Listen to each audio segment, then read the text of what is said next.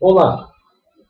Na aula de hoje nós estudaremos o modo verbal imperativo, que é o modo da ordem e do pedido.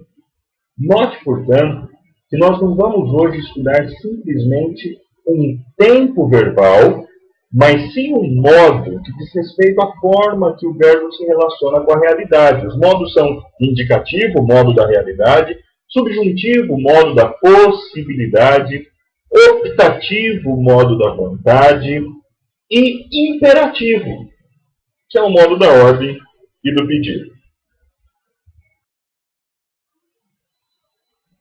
Nas palavras de William Maltz, o imperativo é basicamente igual em grego e em português, por ser o modo do comando.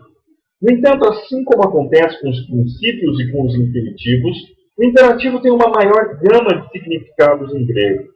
Tem a segunda e a terceira pessoas e o aspecto é diferente. No entanto, não indica tempo e não possui nenhuma primeira pessoa. Ezequias Soares, por sua vez, diz o seguinte: o imperativo exprime a ação de mando, ordem, chamamento. Não a ideia de tempo, mas só de modo e de aspecto. E é flexionado só nas segundas e terceiras pessoas, singular e plural. Esse modo só existe no presente, no aorista e no perfeito. O imperativo perfeito é raro, mesmo nos clássicos da Grécia, e só aparece 4 vezes no NT, e não aparece na voz ativa. Seu uso é mais comum no presente e no aorista. Hega e Bergman definem o imperativo da seguinte maneira: o imperativo é um modo da vontade, sendo, por conseguinte, o modo que expressa o mandato, a exortação ou a súplica. Indica a intenção de quem fala, sem esclarecer se aquilo que é expresso se tornará realidade ou não. Em função de ser uma vontade apelando a outra, dirige-se sempre a uma segunda ou terceira pessoa, tanto no singular quanto no plural. O imperativo pode ter mais de um uso na língua grega e também no português. No grego ele pode ser usado como uma ordem ou um mandato, uma proibição, um pedido ou uma súplica, uma exortação ou até mesmo uma permissão. Eis aí a conjugação do imperativo presente. Note que o imperativo presente, como qualquer imperativo na língua grega, tem somente segunda e terceira pessoas, tanto do singular quanto do plural. E essas pessoas são conjugadas assim: lie, lieto, liete, lietosan. Isso no imperativo presente ativo. A tradução: está soltando tu, esteja soltando ele, estáis soltando vós, estejam soltando eles. Note a ideia do presente de continuidade. Por isso, nós estamos nos utilizando aí do verbo ser para ajudar, ou do verbo estar para ajudar a conjugação.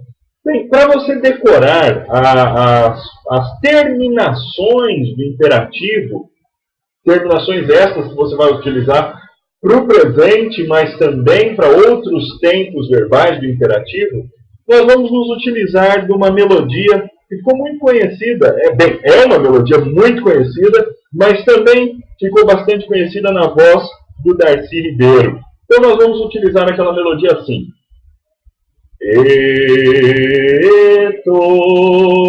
ete, eto, san. E esto san. Bem, mesmo com a garganta ruim, ainda deu para sair alguma coisa aqui, apesar de desafinar um pouco. Mas vamos de novo, vai comigo. Eto, ete, eto san. E esto san. Muito bem. Então, o imperativo presente médio passivo tem essas terminações que nós acabamos de cantar. Liu, liesto, lieste, liesto san. Note que as terminações são muito parecidas com as terminações do ativo, mas você tem um sigma a mais. E ao invés de ter tal, você tem teta. E a tradução ficaria: está sendo solto tu, esteja sendo solto ele, estáis sendo soltos vós, estejam sendo soltos eles. O imperativo presente de Eni usa basicamente essas mesmas terminações que nós vimos. Lembrando que na segunda pessoa do singular, as terminações variam um pouco, mas na terceira do singular, segunda e terceira do plural, as terminações sempre se repetem. Portanto, o imperativo presente de Eni fica: isti, esto, este, estosan. Se, seja, sede, sejam, seria a tradução. O imperativo primeiro auristo de Lio fica da seguinte maneira: lison, lisato, lisat, ou lisate e lisatosan. Note que esse imperativo primeiro auristo é formado da raiz mais o sigma alfa, que é o formativo do auristo, mais as mesmas terminações que nós acabamos de ver, com a diferença de que a segunda pessoa do singular tem essa terminação diferente. Portanto, nós temos on, ato, ate, atosan. No imperativo auristo médio, nós temos lissai, lissasto, lissaste, lissastosan. Note, mesma coisa, raiz mais sigma alfa, formativo do auristo, mais aquelas mesmas terminações que nós cantamos há pouco do presente. Asto, aste, ou ai, asto, aste, astosan. Só que o auristo tem a forma passiva diferente da forma média. Então, aqui nós temos que acrescentar ou que trocar o sigma alfa pelo teta eta. E aí, então, nós temos raiz mais teta eta mais as terminações ativas. Aqui, então, nós temos litete, liteto, litete, litetosan. As terminações do imperativo, as terminações ativas do imperativo é o que você usa, então, para formar o imperativo auristo passivo. E o imperativo segundo auristo, como é que faz? Você deve se lembrar que o imperativo segundo auristo, ou o segundo auristo, é segundo auristo porque a raiz muda. Quando a raiz muda, você pode utilizar as mesmas terminações do presente, porque o leitor ele vê a raiz diferente e ele já sabe que é auristo, então você usa as mesmas terminações do presente. Portanto, olhe lá. Eto, ete, etosan, e esto, este, estosan. Mesma coisa.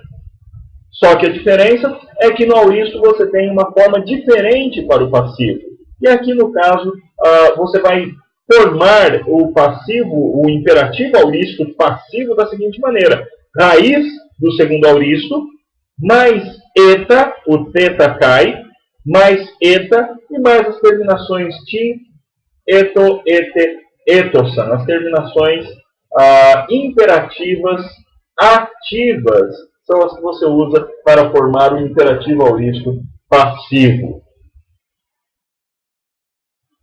Tudo isso, entretanto, só faz sentido se nós virmos alguns exemplos. Portanto, se nós tivermos a oportunidade de ver alguns exemplos. Portanto, é isso que nós vamos fazer agora. Kai menetisqueste oino enhoestin assotia alá pleriste en pneumati valuntes e por aí vai.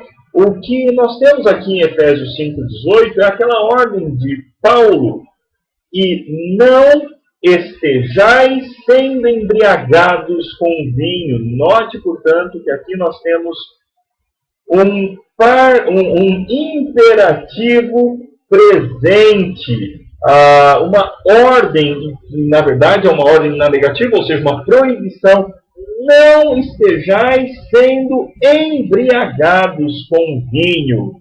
Mas, ao contrário disso, a ordem positiva que Paulo dá para aqueles irmãos de Éfeso é pleruste, ou seja, estejais sendo enchidos pelo Espírito Santo. Tem um monte de ensinos pelo fato de nós termos aqui nesse verbo pleruste, ele sendo um imperativo, presente, plural, tem várias coisas importantes. É uma situação contínua, é uma situação na qual nós somos passivos, nós devemos ser ativamente passivos para sermos enchidos pelo Espírito Santo. É uma situação comunitária, está no plural, e é um imperativo, é uma ordem, portanto, não fazer é pecado.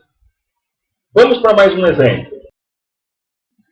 Eu achei que nós teríamos mais um exemplo, mas não teremos. O que nós vamos ver agora, na verdade, é que é possível dar ordens ou fazer pedidos na língua grega sem utilizar o imperativo, ou dar comandos sem utilizar o imperativo. Existem 3 formas para isso.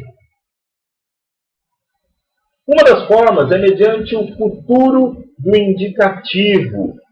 No caso do texto também lá de Efésios 5,31, por isso deixará o homem o pai e a mãe. Note que isso tem uma força de imperativo, mas ele está no futuro, bem como a nossa tradução, porque também no português o futuro por vezes tem esse peso de imperativo. A segunda forma de dar uma ordem ou de fazer uma proibição na língua grega sem utilizar o imperativo é usando o auristo do subjuntivo mais a negação ne. Na verdade, a negação ne mais o auristo do subjuntivo. Por exemplo, Yosef huios Davi nefobetes. José, filho de Davi, não temas receber Maria, a mulher tua. Note, então, que nós temos uma negação ne mais um auristo do subjuntivo, e isso forma uma proibição que poderia também ter sido expressa por meio de um imperativo.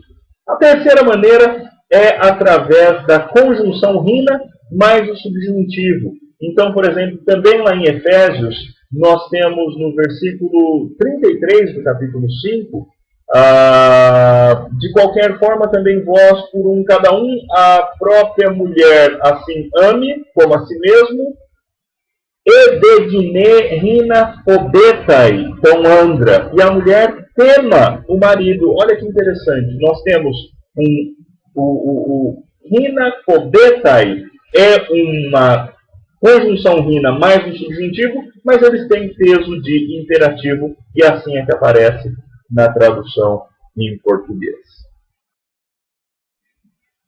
É isso aí.